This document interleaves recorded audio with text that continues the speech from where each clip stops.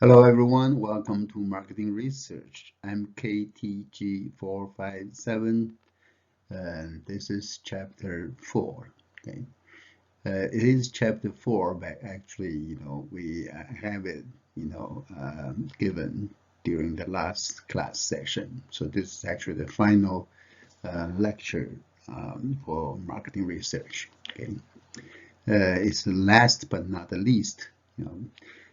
We talk about the human side of marketing research and some ethical issues, involving marketing research. Okay.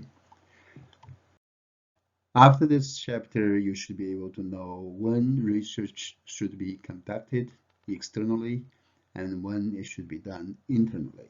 Okay, externally versus internally. Okay. You should be able to understand the career opportunities and the career path available within the marketing research industry. Okay.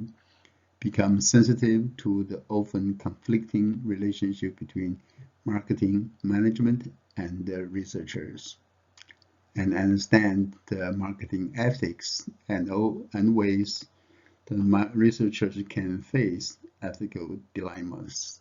Okay, and appreciate the rights and obligations of research respondents, particularly the children, if children are involved, research clients or sponsors, marketing researchers, and the society at large. Okay? Avoid situations involving a conflict of interest in performing marketing research. Okay? Who should do the research? Who should be the one to do the research? Right?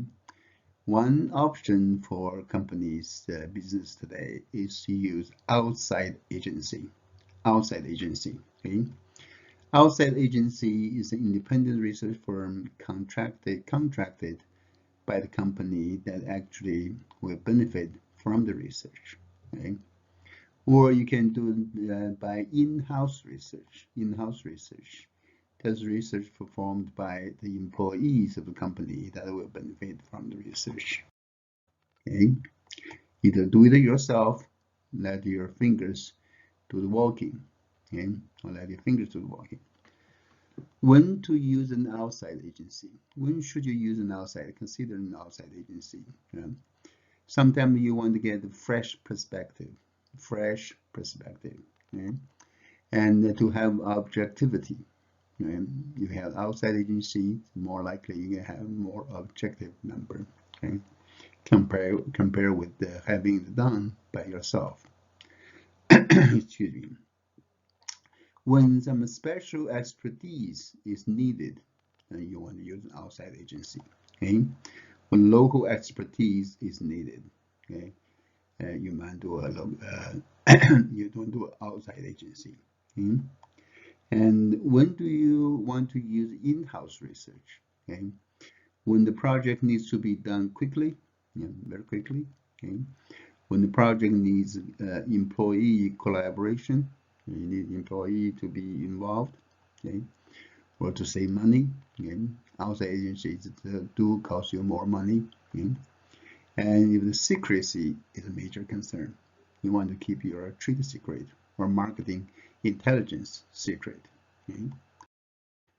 So basically, if let's summarize, outside agency versus in-house agency, in-house or out-house, okay, in-house or out-house, okay. Advantages of in-house research: quick turnaround, better collaboration among employees, cheaper and greater secrecy. Advantage of out-house research: fresh perspective, greater objectivity, special expertise, special market knowledge. Okay? Working in the marketing research field. Right? Marketing research jobs are among the top career fields for recent college graduates, business graduates, especially marketing graduates. Okay? About three-fourths of all U.S. organizations have a department with individual responsible for marketing research. That's 75%. Okay? Often the term client is used by the research department to refer to line management, the entity for whom the services are being performed. They call it internal client. Right? Research suppliers and contractors. They are research suppliers who are commercial providers of marketing research services. You can buy, can contract to buy. Excuse me. Yeah.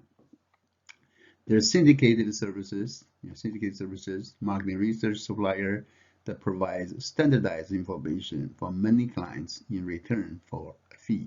Okay, that's the syndicated services. Excuse me. Let me make sure I get my moisture in my throat. Okay, and then there are standardized research services. Standardized research services. The companies that develop a unique methodology for investigating a specific business specialty area, okay, just certain area. Okay. Limited research service companies and the custom research. Okay. Limited service research suppliers specialize in particular research activities such as syndicated service, field interviewing, data warehousing, or data processing. Okay. Full service research suppliers sometimes contract excuse me, contract limited service research suppliers companies for ad hoc marketing research projects. Okay, ad hoc research projects.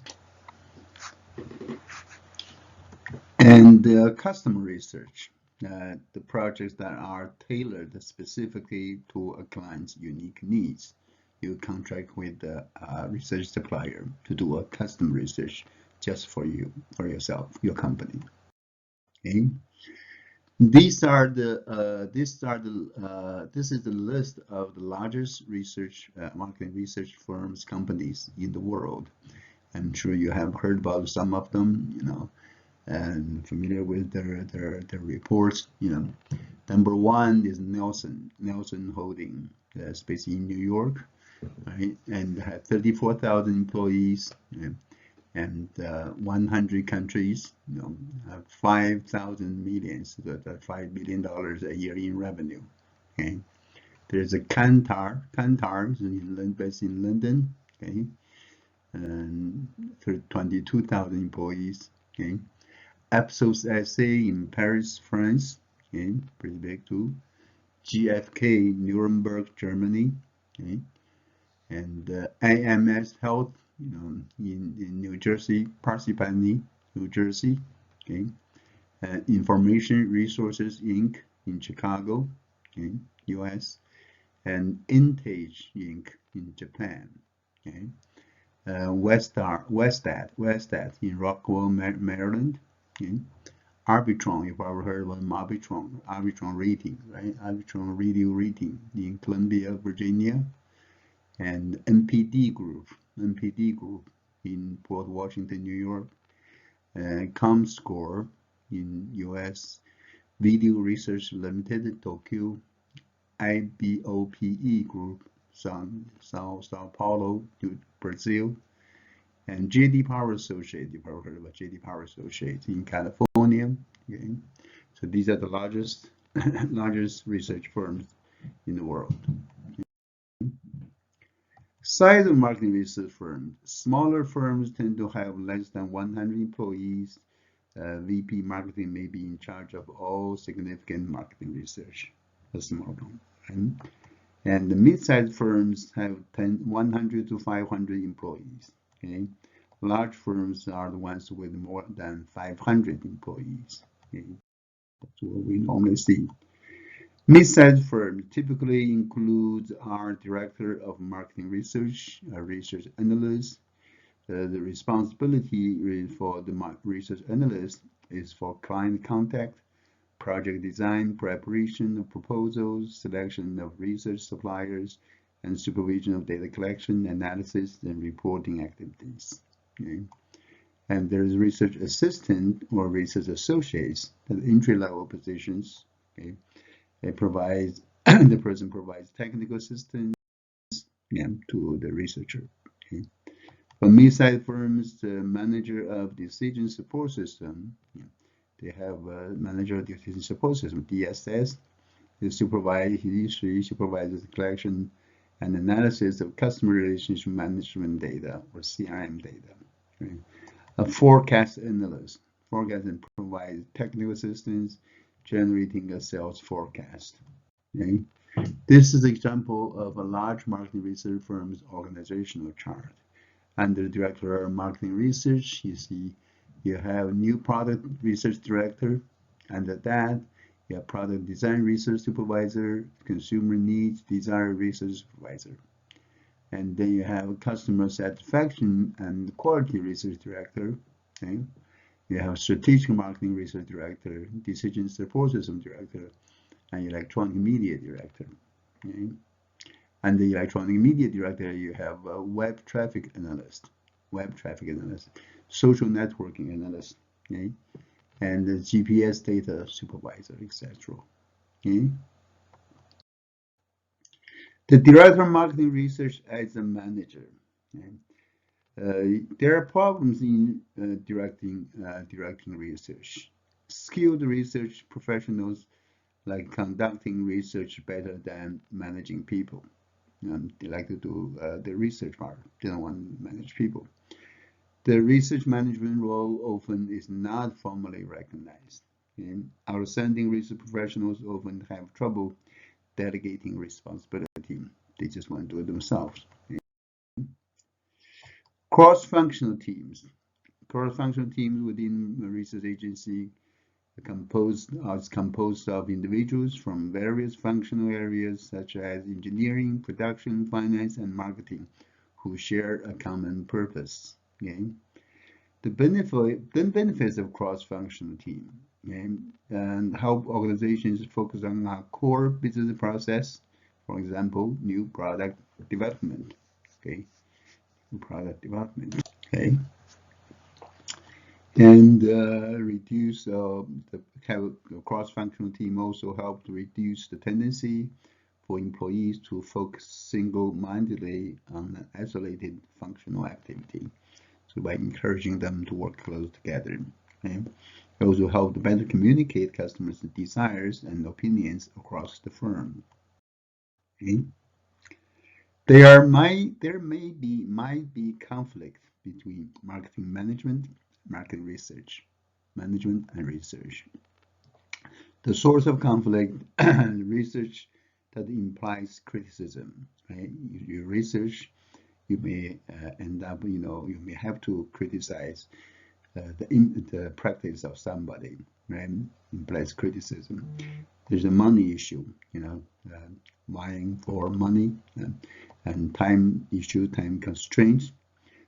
Source of error when studies are rushed. When you rush a study, the errors were introduced. Right? You may conduct a study that is not needed. You may address the wrong issue. You may have sampling difficulties. You may have inadequate data analysis. That's all problem.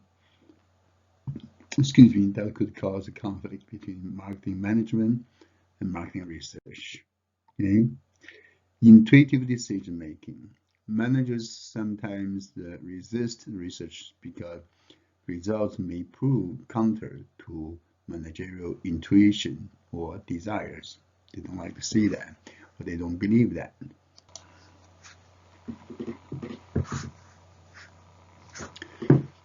Also, intuition is not a replacement for informed marketing intelligence. Okay, intuition is good, but not a replacement for informed marketing intelligence. But the managers may not see it that way.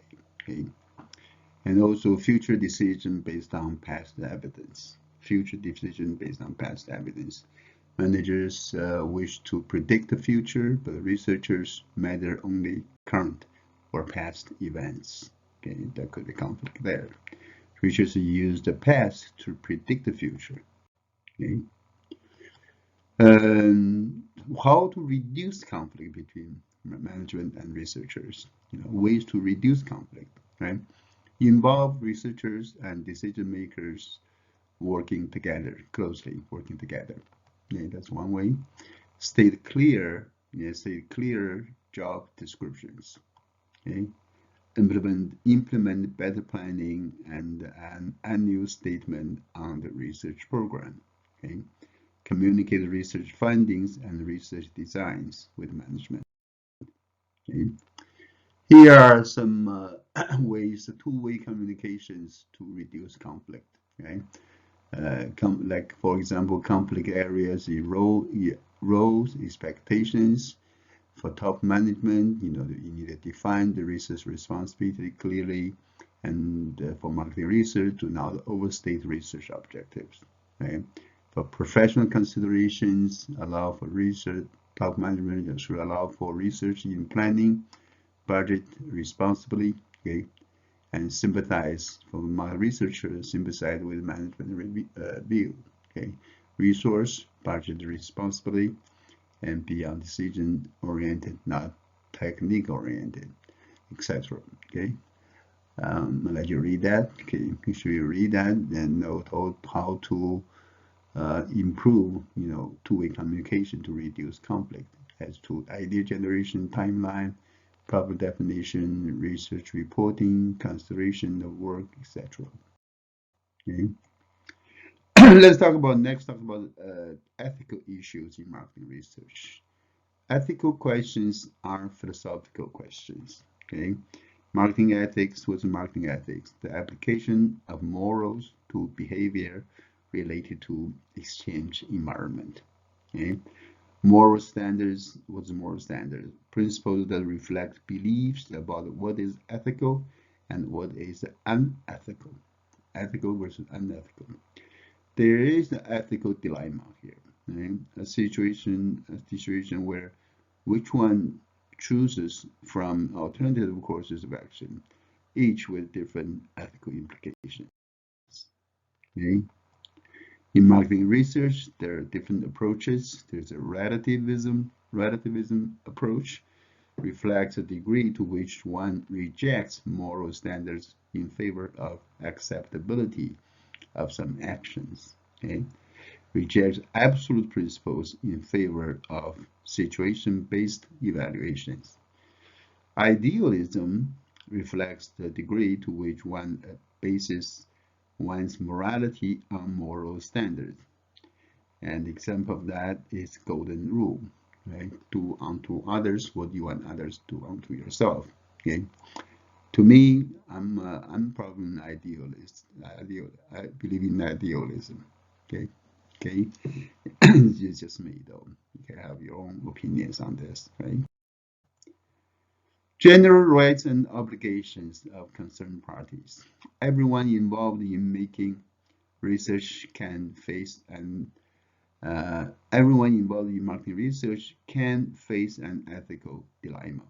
Okay, the people actually performing the research are the doers. Right, the research client, sponsor, or the management team requesting the research are the users. Okay, the research participants, the actual research respondents or subjects, they're the participants, and there is a society at large.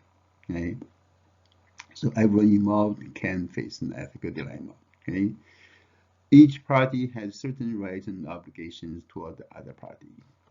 Okay? Here, example of rights and obligations for marketing research for clients.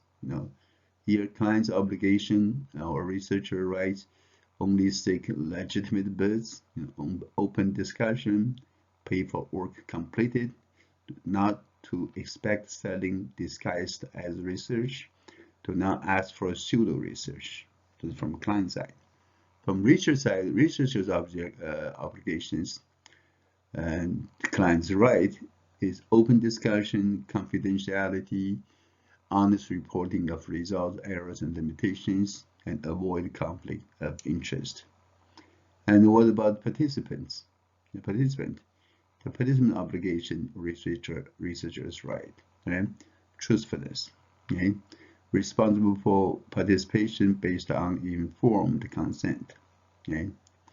And then there's a researcher obligation, participant right, informed consent, privacy, avoid coercion, protected from harm, research worthy, do not mix selling with research. Okay, there's the rights and obligations to marketing research. Okay, and the rights and obligations of research participants' rights to privacy. Informed consent means that the individual understands what the researcher wants him or her to do and agrees to be participant in the research study. Okay? The ethical responsibility vary depending on whether participant is active or passive. Okay? What's active versus passive? Active research is a telephone call that interrupts family dinner and invasion of privacy. The telephone call that interrupts family dinner and invasion of privacy or not. Okay? Is an email requesting a response to a 30-minute survey an invasion of privacy or not. Okay? And is capturing market information one posts on social network sites an invasion of privacy or not. Okay? Is a follow-up contact to a previous response and invasion of privacy or not. Okay? Note: do not call legislation redirects the calling of consumers who register with do not call registry. Okay? Passive research. Generally, researchers do not view unobtrusive observation of public behavior in places such as stores, airports, sidewalks, and museums as an invasion of a person's privacy. Okay, they're not, okay, generally speaking. Implicit consent. Behaviors that are openly performed in public implies that one is willing to have others observe them. Okay, if you do that in public. A guarantee of anonymity assures respondents that they cannot be identified or linked to their response, in any way. That's anonymity assurance. Okay. Obligation to be truthful. Okay.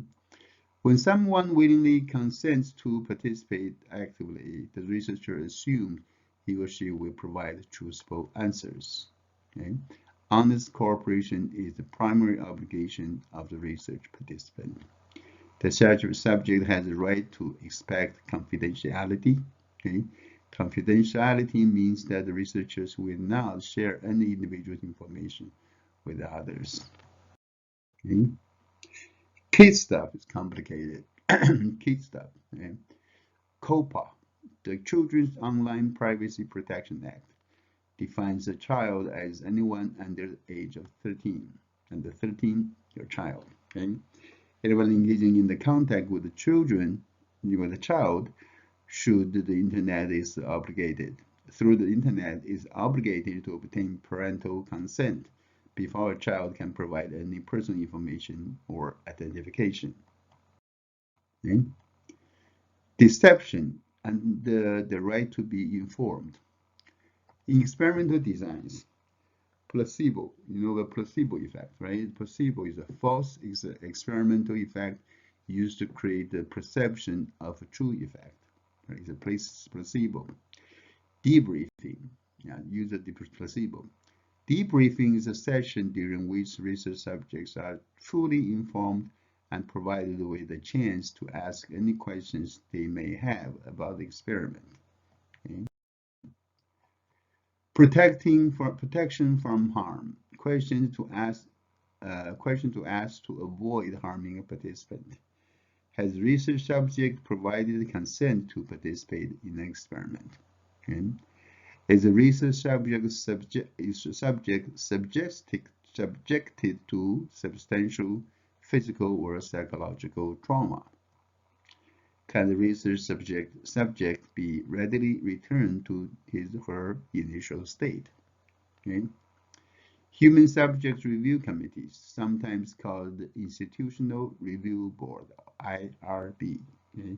Every large company's organization has an IRB. Okay. If you, like me, for example, your your faculty, marketing faculty, your teachers, professors want to conduct research using human subject, I have to get my IRB, approval to do that. Okay. Reviews proposed research designs to ensure that no harm can come to any research participant. That's what IRB does. Okay. Reviews and proposed research designs to ensure that nobody can get hurt. Okay. Rights and obligations of the client sponsor. Okay. Issues and in the client researcher relationship, issues in the research client researcher relationship, ethical behavior between buyer and seller, okay, an open relationship with research suppliers, an open relationship with the interested parties, okay, and research undertaken to support a specific claim in large action or represent some advocacy group. Right? Privacy rights of research participants, also part of that. Rights and obligation of researcher. Marketing research firms and marketing research departments should practice good business ethics, right? Professional organizations with codes of ethics for marketing researchers, organizations such as American Marketing Association. I have been a member for many years. European Society for Opinion and Market Research, the Marketing Research Society, etc. For the researcher should not, okay, you as a researcher should not represent a sales pitch as marketing research. It's a sales pitch or sales pitch. You cannot represent that as a marketing research. You should not provide a name of anonymous respondents. You should not breach the confidentiality of the research client or research participant. You should not do research for multiple firms competing in the same market. Okay? You should not disseminate false or misleading results. You should not plagiarize the work of other researchers. You should not violate the integrity of data gathered in the process. Okay? The purpose of marketing research is research. Purpose of research is research. Okay? Mixing sales and research, no good. Consumers sometimes agree to participate in an interview that is purported to be pure research, but it becomes obvious that the interview is really a sales pitch in disguise. That's not good. The Federal Trade Commission, FTC, has indicated that it is illegal to use any plan, scheme, or rules that misrepresent the true status of a person seeking admission to the prospectus home, office, or other establishment. Okay?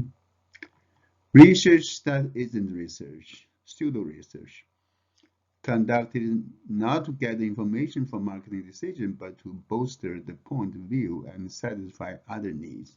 That's pseudo research. Push-pull, okay, push-pull, telemarketing under the guise of research. That's actually push-pull. Okay? Service monitoring, contacting customers about their experience with the product. And there is no selling point. There is no selling attempt. Okay. Misrepresentation of research. Honesty in presenting results. Okay. Honesty in reporting errors and limitations. Researchers should not keep any major error occurring during the course of study secret. Okay. Keep them secret. The researcher should point out the key limitations in the research report and presentation. Confidentiality. The researcher must abide by any confidentiality agreement with research participants. Okay? This is an example of how research can be misrepresented in a report or presentation. This one shows here on top chart shows that the blues man, the beige is woman. You can see the quality, satisfaction. There seems to be a big difference here between man and woman. Okay? In fact, the bottom one is true representation. It shows there is difference, but probably not that much a difference. Okay. Also, the role of society at large. Marketing research offers benefits for individual members and for the society at large. Okay. The potential benefits of research should always outweigh the burdens placed on members of society. Business, society, individuals all have ethical responsibilities.